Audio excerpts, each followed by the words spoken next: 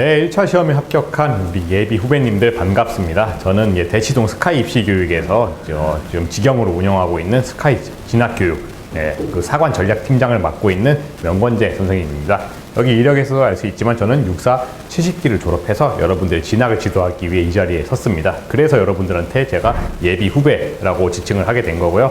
뭐 한 15년 됐나요? 한 15년 전에도 저도 이렇게 동일하게 면접을 진행했었는데 그때도 좀 몇 개 질문들이 생각이 납니다. 뭐 당연히 국가 간 안보관에 대한 기본적인 질문부터 뭐 한미동맹의 중요성 이런 것들을 질문을 했었는데 그 당시에 제가 기억하기로는 1차 시험 비중이 엄청 컸고 2차 시험 뭐 면접은 상대적으로 좀 낮았던 걸로 기억합니다. 근데 그럼에도 불구하고 그 당시에 질문에 대해서 답변을 잘못해가지고 뭐 예를 들면은 뭐 이런 친구도 있었어요. 한미동맹에 대해서 질문했는데 미국은 우리의 주적이다. 이래서 단칼에 불합격 처리된 그런 사례들도 있었습니다. 그리고 해를 거듭하면서 현재 군에서는 그리고 사관학교에서는 군인의 적성에 잘 맞는 사람을 뽑는지 그거를 지금 중요하게 평가하고 있겠죠. 그렇게 됨으로써 이제 면접이 무엇보다 중요하다. 이렇게 봐주시면 될 것 같습니다.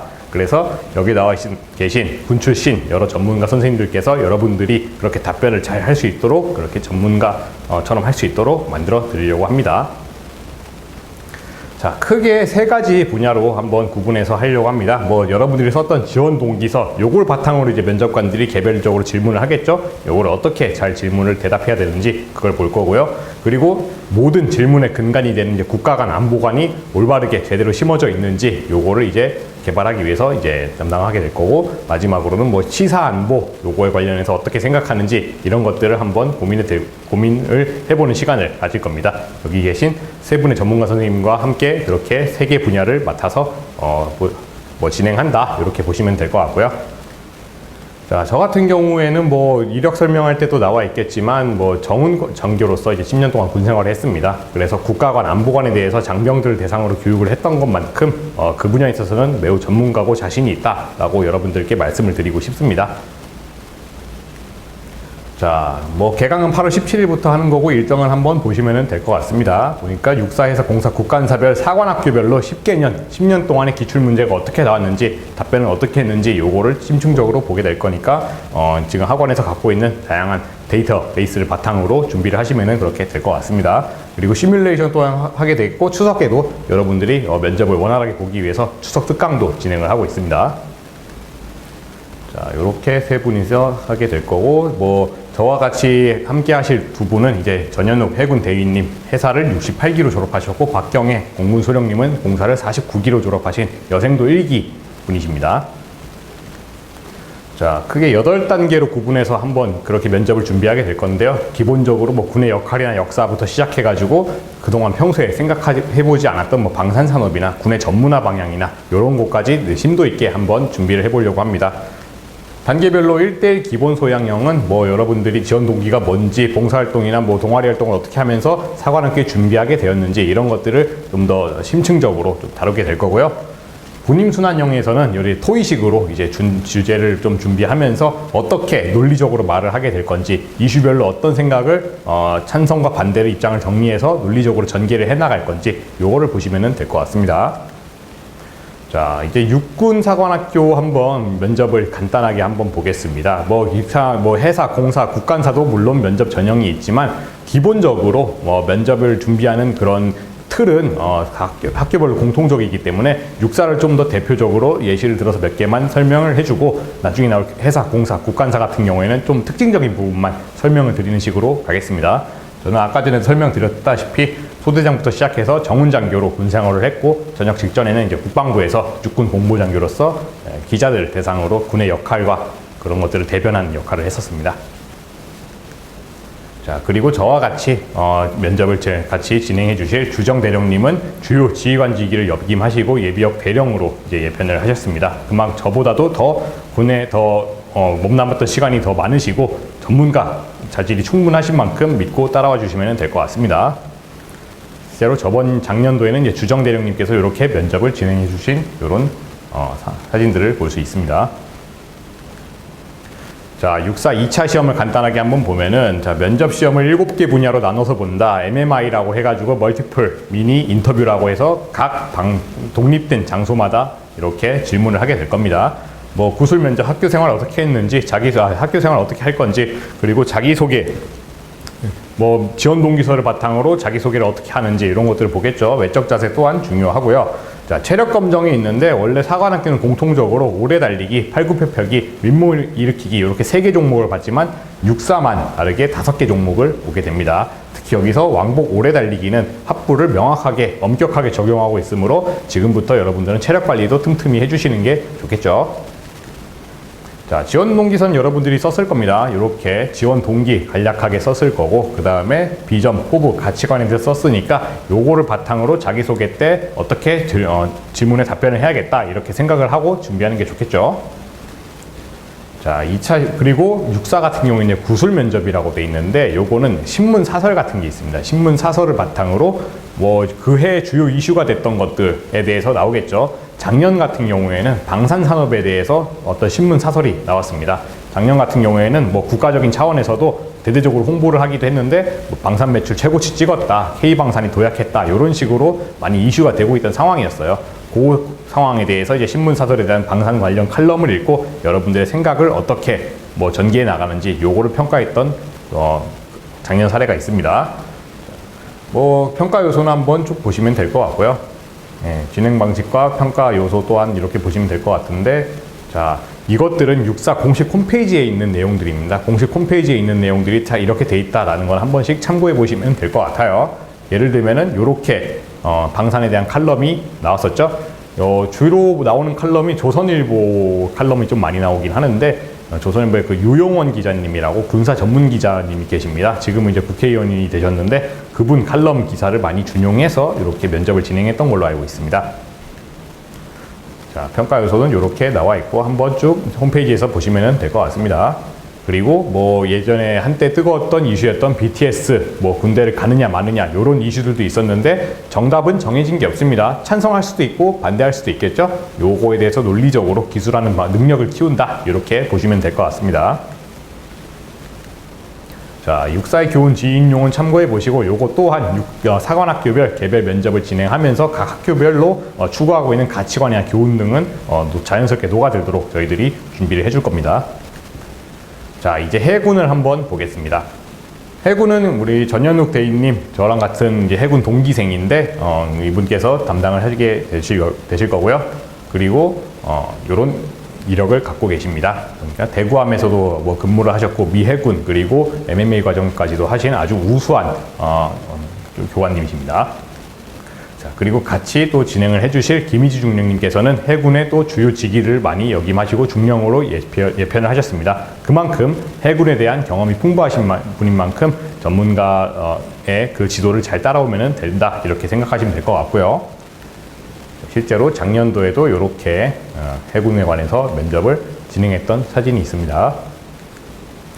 자, 해사도 뭐 동일합니다. 육사처럼 비슷하긴 한데 해사는 특징적인 게 AI 면접 비중이 큽니다. 요 AI 면접은 이걸 준비하는 전현욱 대위님의 말을 들어보니까 굉장히 돌발적인 질문이 많이 나올 수 있다고 합니다. 돌발적인 질문에 어떻게 대처하는지 요 능력을 집중적으로 키우는 게 중요할 것 같고요. 실제로 제가 아까도 넘어갔지만 육사나 뭐 공사, 국간사에서도 만약 면접관들이 되게 돌발적인 질문 보낼 수 있습니다. 피면접자 당신께서는 이렇게 생각을 하고 있는데 제 생각은 달라요. 이거에 대해서 어떻게 생각하시죠? 뭐 이렇게 돌발 질문 할 수도 있어요. 그거에 대해서도 답변을 정말 센스 있게 잘하고 뭐 무조건 안 됩니다 이런 식으로 하는 것보다는 존중합니다. 대신 근데 이런 부분이 있습니다 라고 논리적으로 전개하는 게 중요한 만큼 이런 면접관의 돌발 질문에 대한 것들도 다 여기서 준비를 하고 있습니다. 자, 교훈 또한 참고를 해주시면 좋을 것 같고요.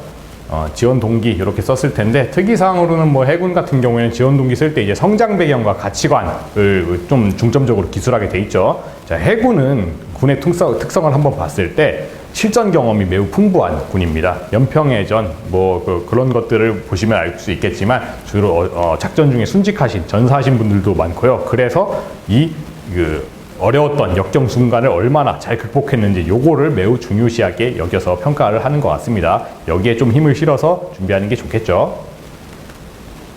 자, 나머지도 뭐 동일하니까 이제 쭉쭉쭉 넘어가겠습니다. 자, 이제 공군 한번 보겠습니다.